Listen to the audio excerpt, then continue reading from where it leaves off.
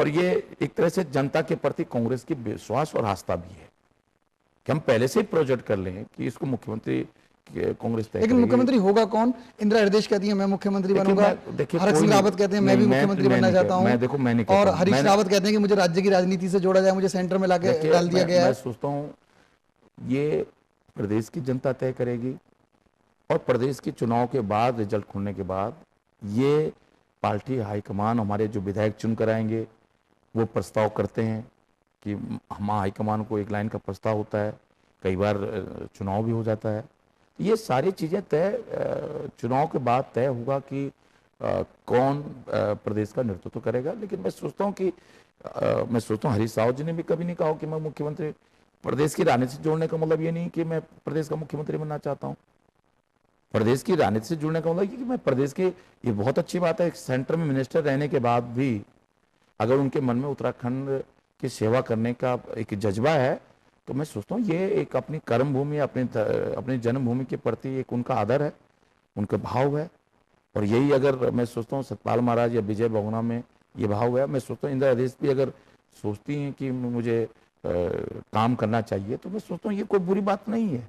आप लोगों के बीच में जाते हैं, उत्तराखंड के तमाम जनता से आप जुड़े हुए हैं, आपने क्या महसूस किया कि जनता क्या किसको मुख्यमंत्री, या मैं ये कहूँ कि आप सीधा आप ही बताएं, आपके मन में क्या है कि कौन मुख्यमंत्री होना चाहिए? देखिए, मैंने कहा ना कि परिस्थितियां निर्भर करती है। आज उस दिन क्या परिस्थितियां बनेंगी, हमारे पार्टी हाईकमान है, और ये निर्णय हमेशा कांग्रेस में पार्टी हाईकमान, विधायक जो चुन कर आएंगे, उन सबके आपस में बातचीत करने के बाद, मैं सोचता हूँ पार्टी हाईकमान सबसे बातचीत करके बाद जो हमारे ऑब्जर्व हो जाएंगे उन सब निर्णय होता है।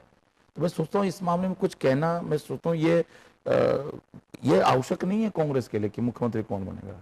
आवश्यक ये है कि प्रदेश में जो भाजपा की भ्रष्ट पार्टी है, जो लगातार घोटाले कर रही है, और लगातार घोटालों की जिसने एक सीरीज तैयार कर लिया है, उसको कैसे उत्तराखंड की जनता से निजात दिलाई जाए, ये ज़्यादा महत्वपूर्ण है अपेक्षाकृत इस बात के कि कौन मुख्यमंत्री बने। मैं सोचता हूँ कांग्रेस में इतना सक्षम नेतृत्व तो हमारे पास है, क्योंकि मैं तो भारतीय जनता पार्टी से भी जुड़ा रहा हूँ। आज जो भारतीय जनता पार्टी में नंबर 1 लाइन के लोग हैं, ये जब मैं भारतीय जनता पार्टी में मंत्री हुआ करता था 91 में, ये लोग तब कुछ लोग विधायक भी नहीं थे, और जो कुछ बहुत ब्लॉक जो आज मंत्री हैं वो ब्लॉक स्तर के कोई जनसंपर्क अधिकारी थे, उस लेवल के लोग थे। तो मैं सोचता हूँ कांग्रेस का सौभाग्य है कि उत्तराखंड में बहुत सक्षम नेता और बहुत प्रभावशाली नेता, कि जिसको भी मौका मिलेगा तो वही प्रदेश को बहुत अच्छी तरह से आप जो बात कह रहे हैं कि आप पहले भारतीय जनता पार्टी में थे, आप बहुजन समाज पार्टी में भी रहे थे। हाँ, क्या हो गया? क्या आप मतलब आपको सेटिस्फेक्शन नहीं मिलता क्या कांग्रेस के साथ? कब तक हैं आप? देखिए, मैं 15 साल हो गए मुझे कांग्रेस में। अब और कितने साल रहेंगे कांग्रेस में? हमेशा मैं सोचता हूँ कि मुझे 15 साल से, और देखिए मैं बीजेपी में उस समय रहा जिस एज में लोग छात्र राजनीति करते हैं, उस एज में मैं बीजेपी की सरकार में मंत्री रहा हूँ। 27-27 साल की उम्र में लोग युवा मोर्चा, युवा कांग्रेस के प्रदेश के और जिले के ब्लॉक का अध्यक्ष बनते हैं। उस एज में मैं उत्तर प्रदेश में मंत्री रहा। तो मैं सोचता हूँ कि वो एक दौर था।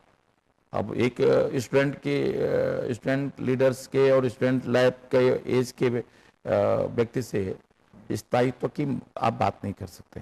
दौर था, एक उमंग था। मुझे लगा कि बीजेपी में मैंने बहुत मेहनत की है, और उत्तराखंड क्या उत्तर प्रदेश में बीजेपी को खड़ा करने में मेरा बहुत बड़ा योगदान रहा है। लेकिन जब मुझे लगा कि हम जिस उद्देश्य को लेकर राजनीति में आए हैं, जो हम करना चाहते हैं, वो शायद उचित प्लेटफॉर्म नहीं है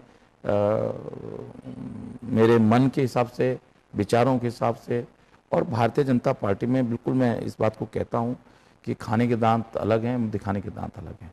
जो मंत्री होता है, जो विधायक होता है, जो मुख्यमंत्री होता है, वो की मुखौटा होता है। खास मुलाकात में अभी समय हुआ है एक ब्रेक का, और ब्रेक के बाद भी हम हरक सिंह रावत से बातचीत जारी रखेंगे। अब उत्तराखंड की राजनीति पर हम लगातार बात जारी रखेंगे।